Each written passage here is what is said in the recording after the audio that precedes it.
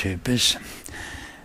Well, Germany didn't turn their attention to Great Britain, I think, until almost a year after the outbreak of war.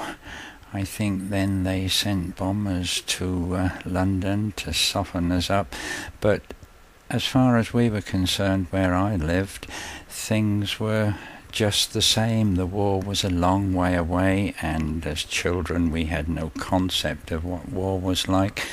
Our parents, of course, who had been in the First World War only 25 years earlier, I'm sure they knew very well, but they didn't talk about it, they didn't worry us about it, and it was all happening miles away, and so life for us as children just carried on as normal. The air raid sirens did go from time to time, but when nothing happened we completely ignored them, and everything was happening somewhere else. But that all changed one night, I think in 1941, so I must now be about 14 years old, I suppose. I suppose if I were very clever I could describe the event in graphic details, but I'm not that clever. I can only tell you that in the middle of the night there was horrendous explosions and noise and vibrations of the house, and my mother and father were shouting to us to get out and get out and get down into the shelter, which of course we did. So we went into this cold, dark, damp place, and I don't know again how to describe it. I think the best thing I could get you to imagine is that I was just shit scared. Cold, shit scared and frightened. The noise going on around us with the aircraft noises and the sound of bombs falling and the crashing of some buildings around us was an absolutely terrifying experience, and not one that I had experienced before and ever really wanted to experience again. We could see through the doorway of the shelter the searchlights and the aircraft in the sky.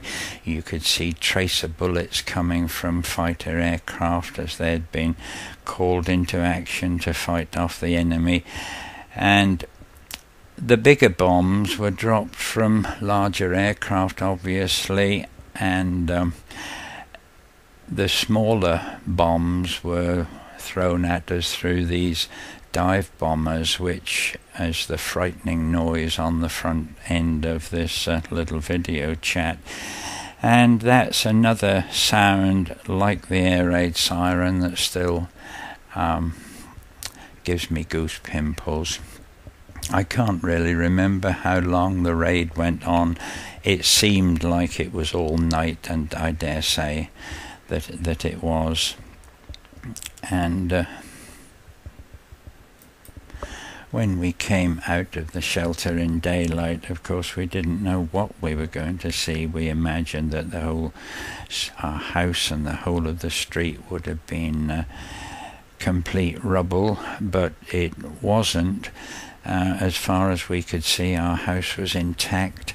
The windows had been saved because my father, in order to seal the place up for the blackout regulations, had made wooden shutters that he put outside the windows, and I think that was something that saved the windows from the house. I think there were a few roof tiles gone, and that was really all the damage that we had sustained. Later on we found out that we had been very lucky because a very large bomb had fallen only, I don't know, a few yards from the house in the park that was at the end of our garden, and there's a picture of this unexploded bomb that was recovered later. My main concern, after finding that the house was still standing, was our little dog. He was a tough little dog. Because we were in a butcher's shop, you would describe him as fit as a butcher's dog, and of course he really was. He lived outside all the time. He did have a kennel, but I don't think he hardly ever used it. You could see him in the snow and the rain, and outside the front of our butcher's shop, in place of the gardens that were in the houses next door, we had a concrete paved area, and this little dog would sit on the edge of this pavement, and he would attack any dog that even so much as looked like it was going to come into his territory. And he was only quite small, and I've seen him thrown in the air by bigger dogs and thrown to the ground, but he still stood his ground, and he was a great little dog. I don't know when we had him, but he just seemed to be like the rest of the family. He was always there, and he always followed you around.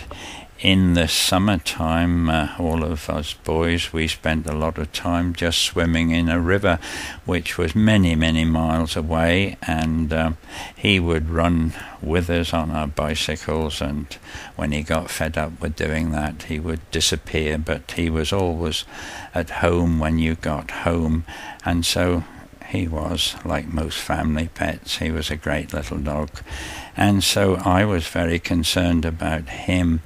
I didn't know whether he'd been killed, whether he'd run away, and he certainly wasn't around. My dad whistled him, and he would always come to my dad's whistle, but he didn't appear.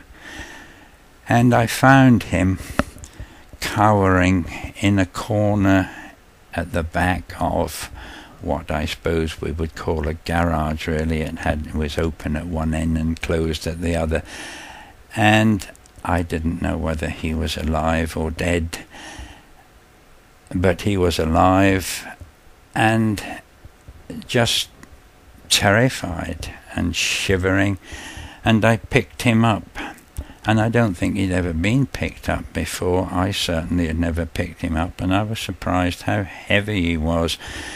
So we stood there with him shivering, and I suppose comforting each other. I felt around him, and he didn't seem to wince at any places that I touched, so I didn't think he was injured.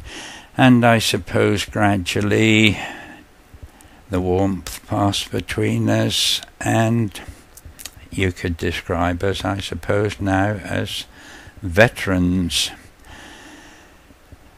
I think we were bombed again for the next 2 nights, and really that is, that is the end of the episode. So I'll close it there and see you all again soon. Until then, goodbye.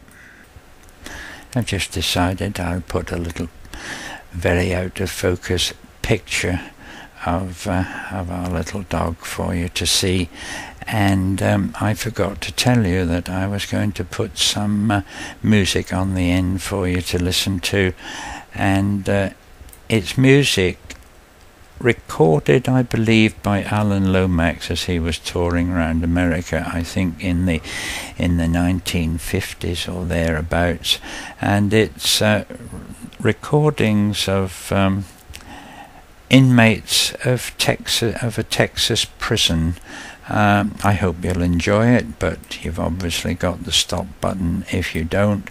So I think this time it is goodbye, and I'll see you again soon, and I'll tell you of more events about my time as a child in the war. So this is a second goodbye.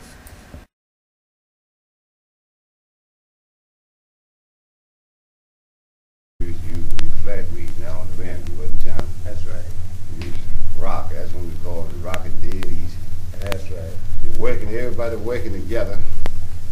boss wouldn't holler because everybody was along together. He couldn't say nobody was holding back because everybody was in business.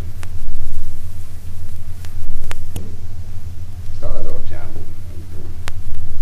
I shall not be moved. I shall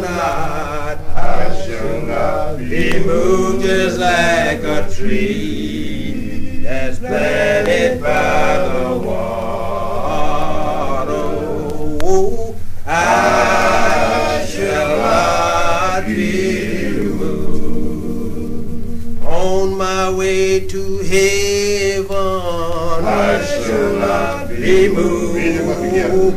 On my way to heaven, I shall not be moved, just like a tree that's planted by the water.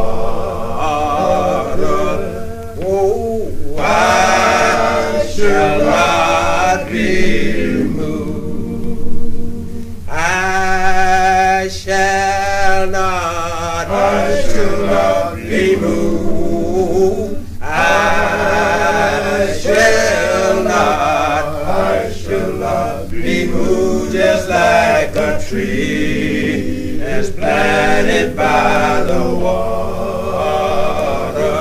Oh,